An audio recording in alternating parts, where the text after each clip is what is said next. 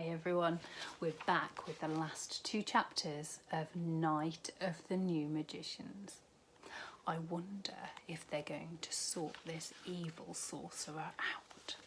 Let's find out, shall we? Chapter 9, The Sorcerer. Jack's knees turned to jelly. The knocking came again. Mr. Eiffel laughed. Goodness, another unexpected guest. He started towards the door. Don't open it, shouted Jack. Everyone looked at Jack as if he were crazy. It's the sorcerer, Jack said. My sister was telling the truth. He thinks you are all magicians. Don't be afraid, son, Dr. Pasteur said to Jack. I'm sure it's just another guest. Mr. Eiffel stepped toward the door. No, please, shouted Jack. Mr. Eiffel opened the door. There was a deafening clap of thunder. A ball of fire blasted into the room. Jack covered his face. Then all was quiet. Jack, Annie said in a small voice. Jack looked up. A golden haze had filled the room.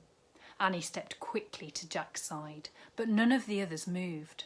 Mr. Eiffel, Mr. Bell, Mr. Edison and Dr. Pasteur were all as still as stone. Jack could barely make out the dark figure in the long cloak standing in the doorway. It's him, Jack cried. We have to say our rhyme. Jack shouted the line he had memorised. Thing before us, now we see.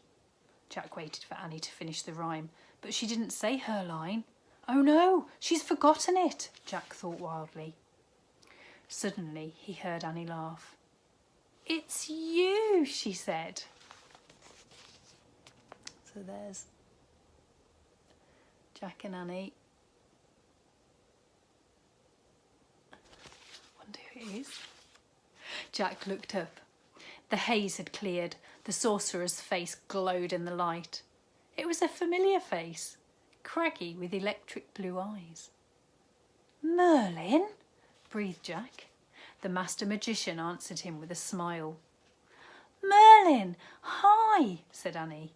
She rushed over and hugged him. Jack just stared at Merlin. What happened? He asked. Where's the evil sorcerer? There are evil sorcerers in my world, Merlin said in his deep voice, but I assure you none of them were here at the World's Fair today. So, you were the messenger, said Annie. You delivered the invitations for everyone to come to the top of the tower. Yes, I was the messenger, said Merlin.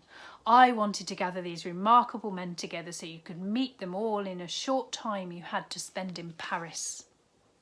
But why did you tell us that we had to find them before the evil sorcerer did? Said Jack. Merlin smiled. Without that challenge, would you have used all your powers of thinking and courage? He asked. Would you have been so determined to find the new magicians and learn their secrets? Well, maybe not, said Jack honestly. Problems make us focus our energy, said Merlin. They can help us think more sharply and act more swiftly. Never wish for all your problems to disappear. Problems can help you achieve your goals. Do you understand? Jack and Annie nodded. So, now, where are the secrets of these remarkable men? Asked Merlin.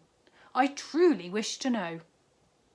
If you want to reach your goal, you have to love adventure and responsibility, said Jack. You have to study and be prepared so luck will favour you, said Annie. You have to work really hard because genius is 99% perspiration and only 1% inspiration, said Jack. And you should never lose hope, said Annie, because when one door closes, another one opens, and you don't want to miss it. Wonderful, said Merlin. These are excellent secrets, and I believe you not only learned them on this mission, but you lived each of them as well. Do you understand?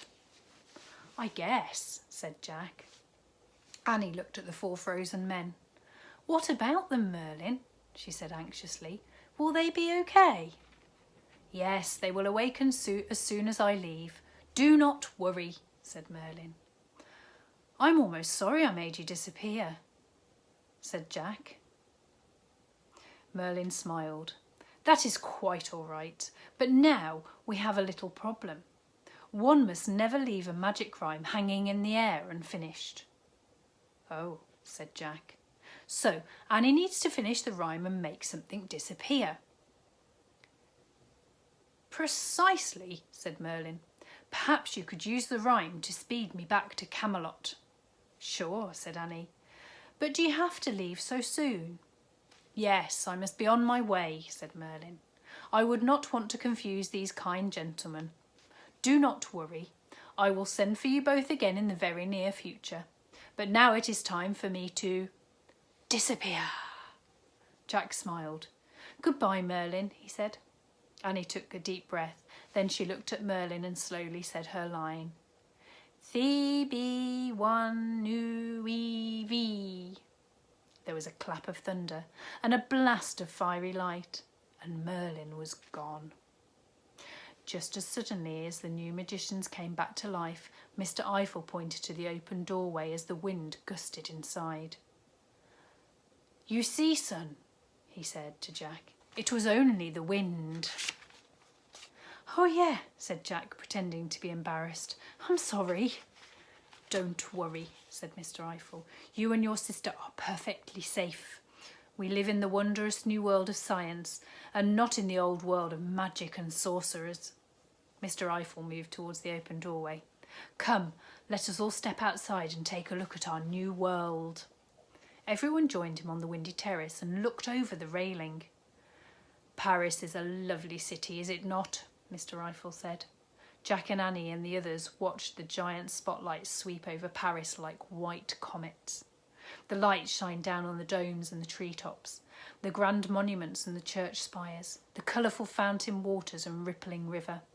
The boat lights twinkled like fireflies. Thanks to Mr. Eiffel and his tower, we can now see the entire city, Mr. Edison shouted above the wind.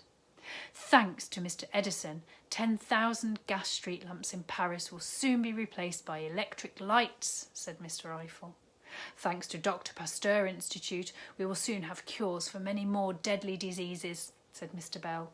And thanks to Mr. Bell, I'll be able to call you on the telephone and tell you about it, joked Dr. Pasteur. Everyone laughed. And this is just the beginning, said Annie.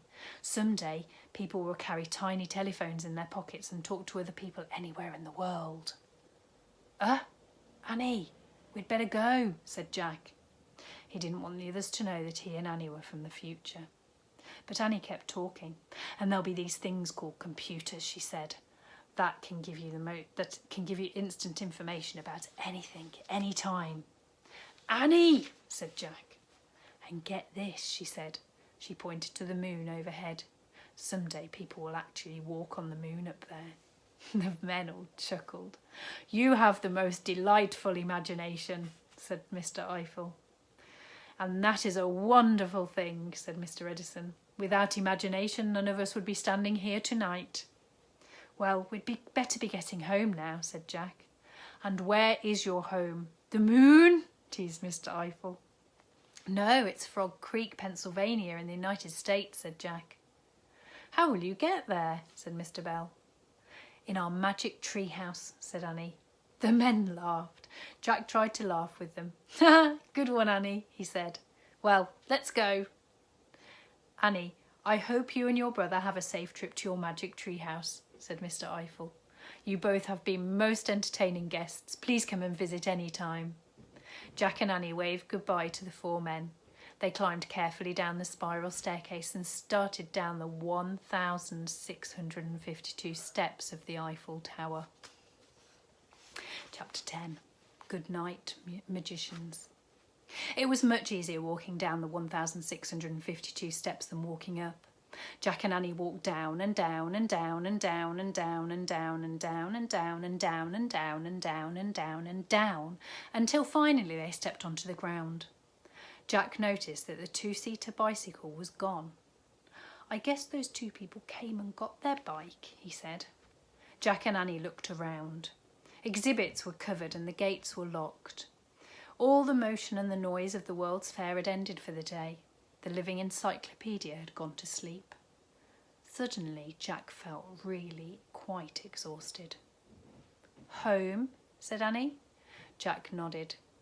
"Frog Creek," he said, sighing. Jack and Annie hurried over the bridge and across the avenue.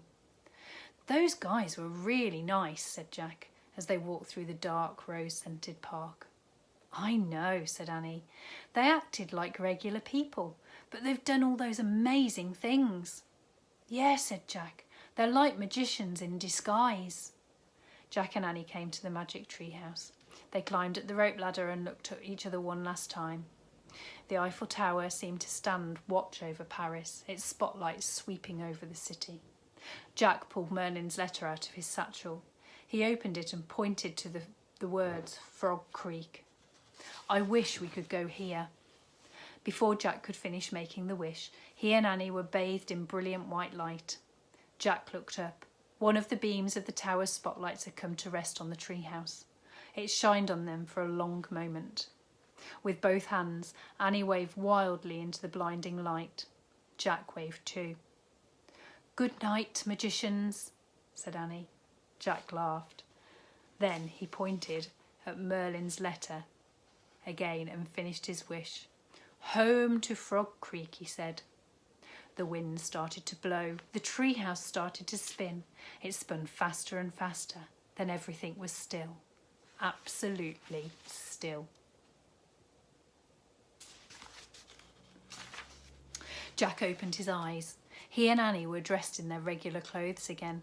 Dusky light filtered into the treehouse. No time at all had passed in Frog Creek. "That was a great trip," Jack said softly. "Really great," said Annie. Jack pulled the guidebook to the 1889 Paris World's Fair out of his backpack.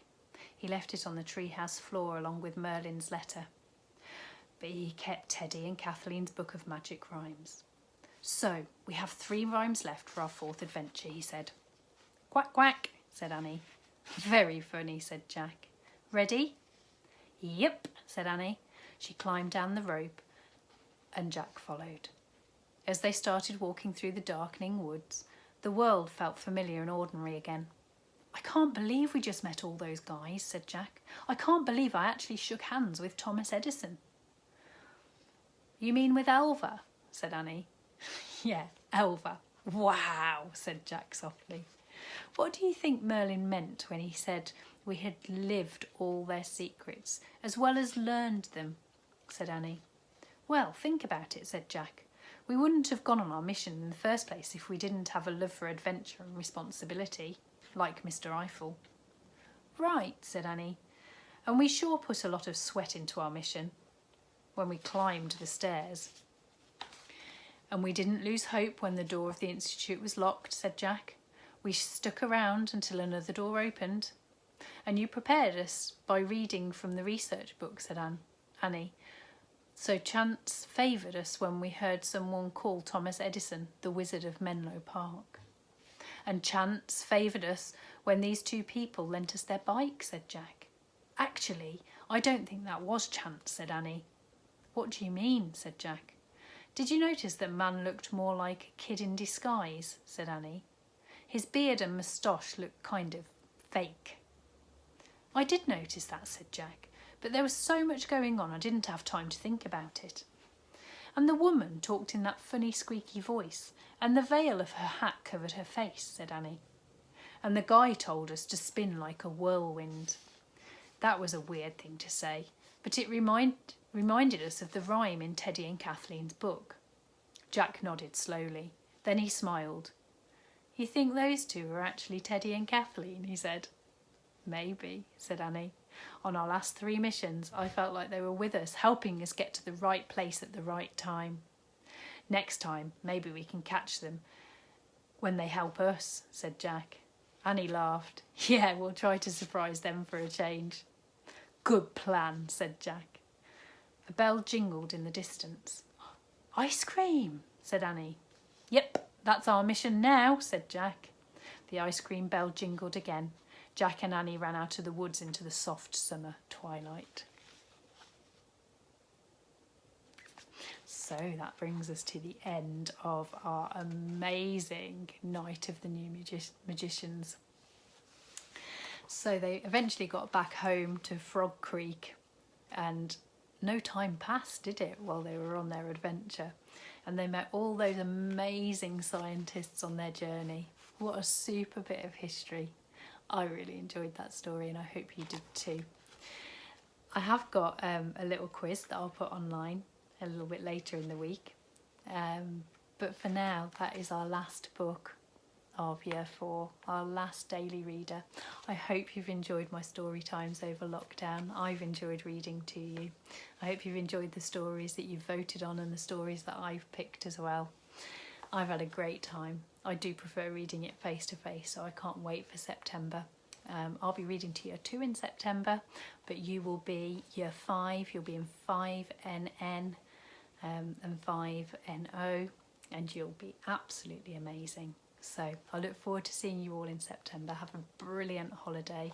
Keep reading. Read lots and lots over the summer, because that will help you when you go back in September into Year 5.